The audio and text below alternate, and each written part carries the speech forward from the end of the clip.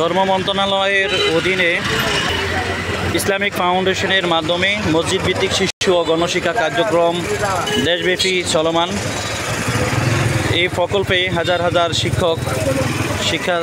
শিক্ষক কর্মরত রয়েছেন। ইসলামিক ফাউন্ডেশনের এই প্রকল্পটি সপ্তম পর্যায়ে পার হলো। অষ্টম পর্যায়ে আসার পরও এখনও রাজস্ব হচ্ছে না। এজন্য আজকে চাঁদপুর সহ সারা বাংলাদেশ ব্যাপী আজকে একটি মানববন্ধন করা হয়েছে। এখানে ইসলামিক ফাউন্ডেশন কর্মচারীবৃন্দ, শিক্ষকবৃন্দ এখানে উপস্থিত আছেন। তারা চাঁদপুর ডিসি অফিস সম্মুখে মানববন্ধন করতেছেন। মানববন্ধনে তারা তাদের বিভিন্ন দাবি দাওয়া নিয়ে এসেছেন, যেমন সকল প্রকার গ্রেড বৈষম্য দূর করতে হবে, মসজিদ ভিত্তিক শিশু ও গণশিক্ষা কার্যক্রম প্রকল্পের কর্মকর্তা কর্মচারী ও শিক্ষক কেয়ারটেকার ঐক্য পরিষদ ব্যানারে আজকে সকলে এখানে উপস্থিত হয়েছেন।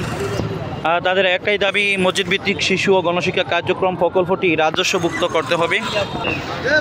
চাঁদপুর জেলার বিভিন্ন উপজেলা থেকে আগত আজকে মানববন্ধনে সকল শিক্ষকরা উপস্থিত হয়েছেন। এই প্রকল্পটি মূলত আউটসোর্সিংয়ের মাধ্যমে পরিচালিত হয়ে আসছে। এখন শিক্ষকরা আউটসোর্সিং আর্টস আসছে না, বরং তারা রাজস্ব কার্যক্রমে সংযুক্ত হতে চায়। এই প্রকল্পটি রাজস্ব করার জন্য উদাত্ত আহ্বান করতেছে সবাই। এই দাবি নিয়ে আজকে চাঁদপুর ডিসি অফিসের সামনে শিক্ষকবিন্দু, কর্মকর্তা কর্মচারীবৃন্দ উপস্থিত হয়েছেন। কর্মী ও কেয়ারটেকারদের স্কেলভুক্ত করতে হবে। এখানে একটি দাবি আমরা দেখলাম, কর্মী ও কেয়ারটেকারদের স্কেলভুক্ত করতে হবে। এই প্রকল্পের মাধ্যমে বিভিন্ন মসজিদের আলেম, ওলামাগণ, ইমাম সাহেবগণ এখানে এই প্রকল্পে শরীক হচ্ছেন। এখানে আমরা দেখতেছি কতগুলো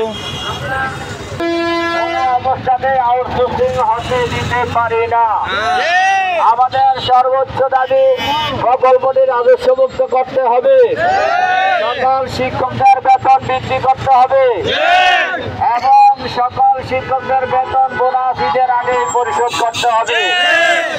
আর 33 বছর চলমান প্রকল্পটি কোন অবস্থাতে আউটসোর্সিং দেওয়া যাবে না। প্রকল্পটি সপ্তম পর্যায়ে শেষ হয়ে অষ্টম পর্যায়ে শুরু। এই পর্যায়ে প্রকল্পটি রাজস্বভুক্ত করতে হবে। আমাদের ঈদুল ফিতরের আগে বকেয়া বেতন এবং বোনাস সহ পরিশোধ করতে হবে। কোন অবস্থাতেই এই প্রকল্পটি আউটসোর্সিং দেওয়া যাবে না।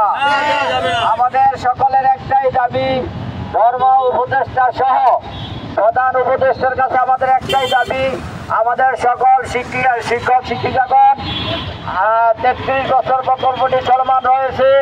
আগামী অষ্টম পর্যায়ে আমাদের প্রকল্পটি দ্রুত অনুমোদন করে সকল শিক্ষকের বকেয়া বেতন সহ পরিশোধ করতে হবে।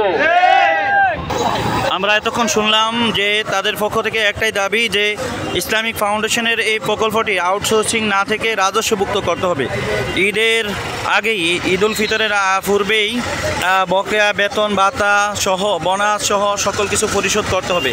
সকল জনগণকে রাজস্বভুক্ত করতে হবে। একটি প্লেকার্ড আমরা দেখলাম। এই দাবি আউটসোর্সিং বাতিল করতে হবে।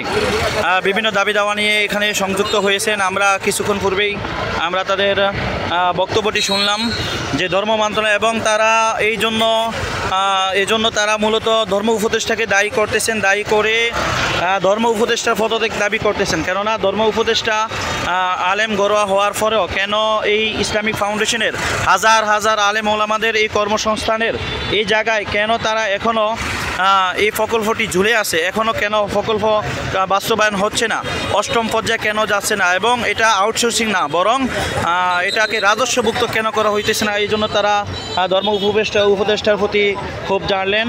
ধর্ম উপদেষ্টারও পদত্যাগ দাবি করলেন। মূলত এই প্রকল্পটি যদি রাজস্বভুক্ত হয় তাহলে বাংলাদেশের হাজার হাজার আলেম ওলামাগণ এতে অনেক উপকৃত হবে। অনেক মসজিদের ইমাম সাহেব, খাদেম, খতিবরা এখানে সংযুক্ত আছেন, তারা উপকৃত হবে। এই জন্য সবার একটাই দাবি, প্রকল্পকে রাজস্বভুক্ত করতে হবে। 5 দফা দাবি নিয়ে এখানে উপস্থিত হয়েছেন। দাবিগুলো হলো আউটসোর্সিং বাতিল করতে হবে, জনবলকে রাজস্বভুক্ত করতে হবে, কর্মী ও কেয়ারটেকারদের স্কুলভুক্ত করতে হবে, শিক্ষকদের সম্মানী বৃদ্ধি করতে হবে, ঈদের পূর্বেই প্রকল্প অনুমোদন করে সকল শিক্ষক, কেয়ারটেকার ও জনবলের বকেয়া সহ বেতন ভাতা দিয়ে পরিশোধ করতে হবে। এই 5 দফা দাবি নিয়েই মূলত আজকের এই মানববন্ধন। সারা দেশে মানববন্ধন হচ্ছে, জাতীয় পর্যায়ে মানববন্ধন হচ্ছে। মূলত এই মানববন্ধনের মাধ্যমে এই প্রকল্পটি রাজস্বভুক্ত করার দাবি।